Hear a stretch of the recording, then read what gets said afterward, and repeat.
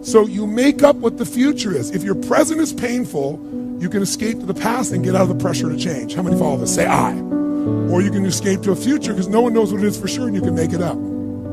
But if your brain links, it's been painful in the what? Past, in the, and it's even worse in the, it'll change like that. Who here has ever stayed in a relationship that you knew was not right for you? It wasn't right for you, it wasn't right for them. Who has ever stayed in a relationship way too long? Who's done this before? Raise your hand, say I. It wasn't good for you, it wasn't good for them, yet you stayed. Why? Why? Because even though it's painful in the present, what'd you do? You said, it'll get better over there in the future.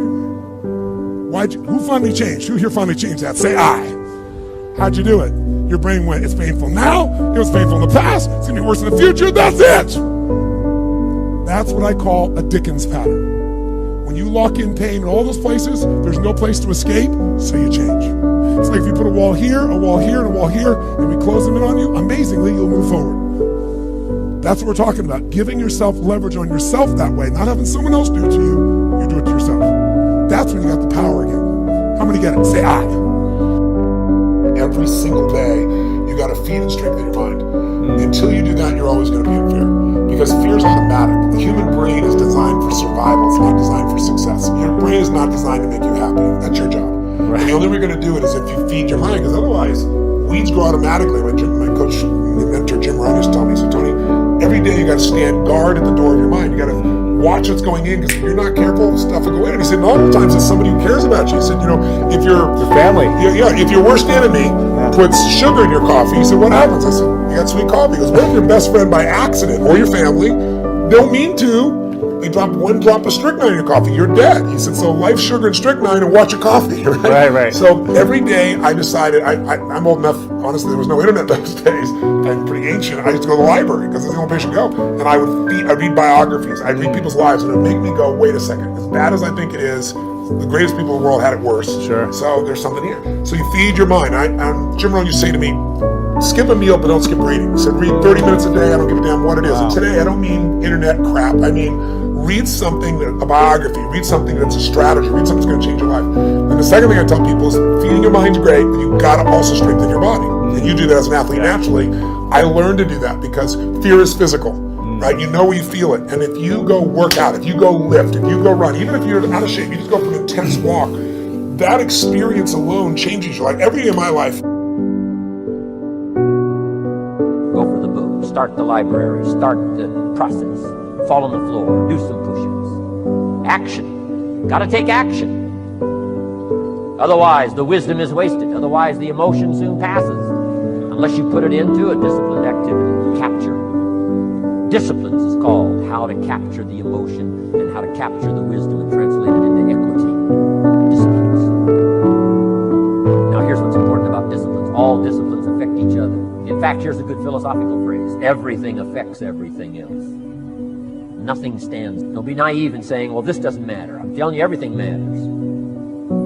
There are some things that matter more than others, but there isn't anything that doesn't matter. We all pity the man who says, well, this is the only place I let down. Not true. Key to take home. Every letdown affects the rest of your performance. Every letdown affects the rest.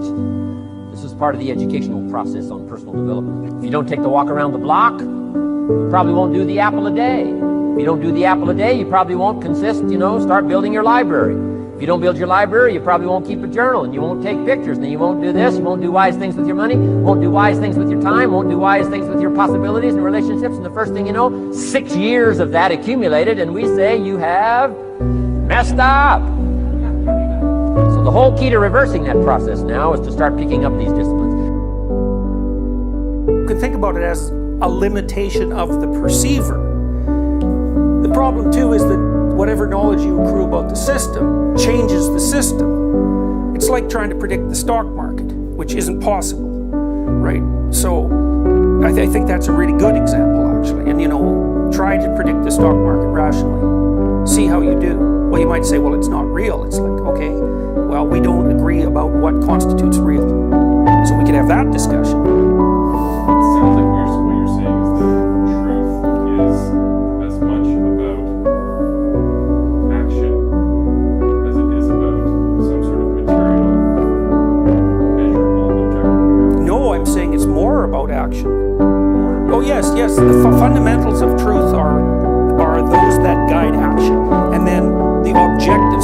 is nested inside that. It has to be.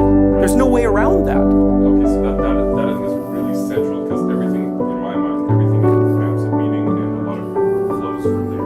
It's a different way, it's a different priority. Oh, that's right. That's right. Maybe we can elaborate that a little bit. Okay, well then we could do that Darwinian. Let's do it from a Darwinian perspective. Okay, so first of all, there's the single cell animals, we'll say. Well, we don't have to talk about them. What we're going to start to talk about is animals that have a sufficiently complex nervous system to have to respond to the social environment, which would be made out of conspecifics often. So lobsters are a perfectly good place to start. It's like there's a lobster and then there's another lobster, and maybe they're alone. Well, then they only have to solve the problem of being one lobster. But then as soon as you put them together, they have to solve the problem of being two lobsters in the same space. And then maybe there's 100 lobsters in the same space. So then the question becomes, how do you organize lobster behavior when most of the environment consists of other lobsters behaving? And the answer to that is you make a dominance hierarchy. And then the dominance hierarchy, the way you adapt to the dominance hierarchy is by noting the patterns of behavior that compose it, and by first internalizing those, let's say, modeling them to the degree that that's possible, but even more remarkably, over huge expanses of time, because the dominance hierarchy and its patterns are a fundamental element of reality, you start to adapt biologically to the dominance hierarchy. So now what we've got is we've got an emergent set of social behaviors. Okay, they're not rules, because they're not rules till you observe them, or till you codify them, or till you articulate them. What they are is the patterns from which rules emerge, and they're deep patterns. So then you might say, okay, what are the rules for staying alive in a dominance hierarchy, not being torn apart by your conspecifics? And that's learning quickly who can tear you into pieces and who can't, and learning how to get away from the thing that can tear you into pieces quickly, and learning how to push the thing that can't aside. And you'll better learn that fast. And you want to learn it with the minimum possible amount of damage, because that's another problem that social creatures have, or at least creatures that are in a dominance hierarchy. It gets even more complicated when the members of the dominance hierarchy start to cooperate. But lobsters, as far as I know, don't cooperate. But still, like, their behavior is very, very determined by the nature of the dominance hierarchy. Baba surely had a point. Tough times never last. What tough people do, we are tough. Young people, you can call me an old head if you want to.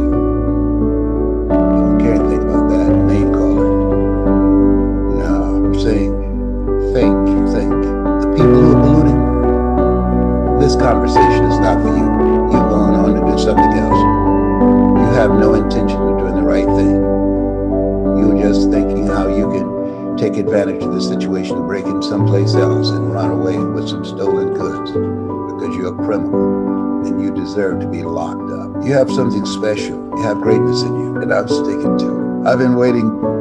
I've been watching.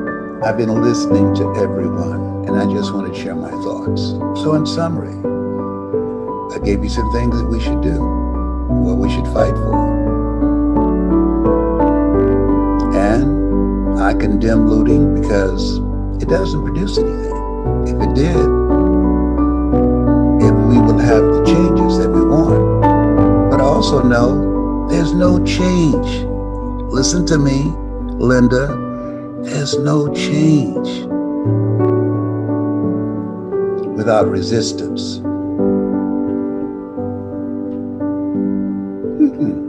All major change, there was some violence involved.